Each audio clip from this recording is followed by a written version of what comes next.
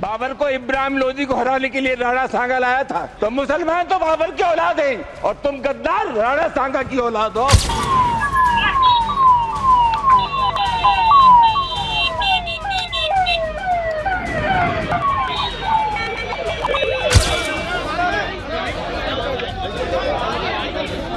लगातार इस प्रकार की घटनाओं की जो पुनरावृत्ति हो रही है, ये बहुत खतरनाक है। उत्तर प्रदेश में जंगल राज है।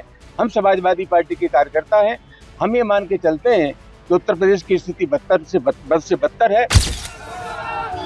समाजवादी पार्टी सांसद रामजीलाल सुमन पर हुए हमले के मामले में अब राजनीति गर्मा गई है। सपा सुप्रीमो अखिलेश यादव और कांग्रेस ने मामले में सरकार को घेरा है। क्या कहा उन्होंने वो आपको बताएंगे, लेकिन इससे पहले घटना क्या हुई थोड़ा वो समझ लेते हैं। दरअसल समाजवादी पार्टी के सांसद रामजीलाल सुमन रविवार को आगरा से बुलंदशहर जा रहे थे। उन्हें अलीगढ़ होते हुए बुलंदशहर जाना था।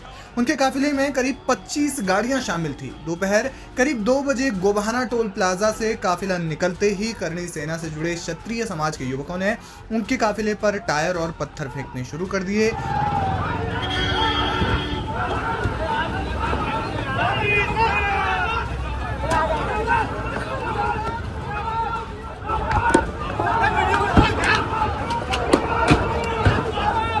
पत्थर लगने से कई गाड़ियों के शीशे टूट गए। गाड़ियां तेज रफ्तार से निकलने लगी तो आगे जाकर आपस में भी टकरा गई। घटना का वीडियो भी आया है जिसमें कुछ लोग भीड़ जमाकर रामजीलाल सुमन के काफिले पर टायर फेंकते हुए देखे जा सकते हैं।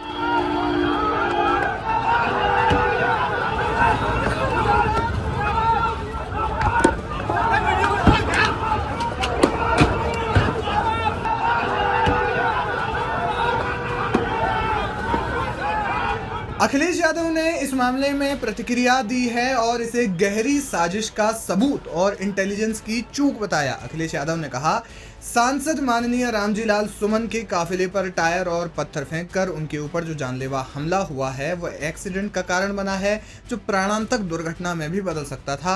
ये एक आपराधिक कृत्य है। उन्होंने इस दौरान बीजेपी पर भी निशाना साधा। अखिलेश यादव ने कहा कि अगर शासन प्रशासन ये सब जानते हुए भी अनजान बनने की कोशिश कर रहा है तो वो ये जान ले कि अराजकता किसी को भी नहीं बख्शती। एक दिन भाजपा और उनके संगी साथी भी ऐसे हिंसक तत्वों का शिकार होंगे। उन्होंने सवाल उठाते हुए कहा कि अब क्या बुलडोजर का दम बेदम हो गया है, या उत्तर प्रदेश की सरकार ने अराजकता के आगे समर्पण कर दिया है, या फिर ये सब उत्तर प्रदेश सरकार की रजामंदी से हो रहा है। लेकिन सिर्फ अखिलेश यादव ही नहीं बल्कि कांग्रेस ने भी इस मामले में बयान जारी किया।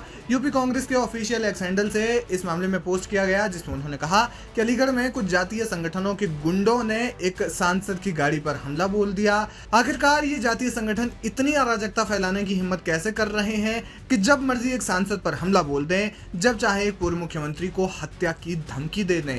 क्या अब भी कोई मान सकता है कि ऐसा भाजपा के समर्थन के बिना मुमकिन है?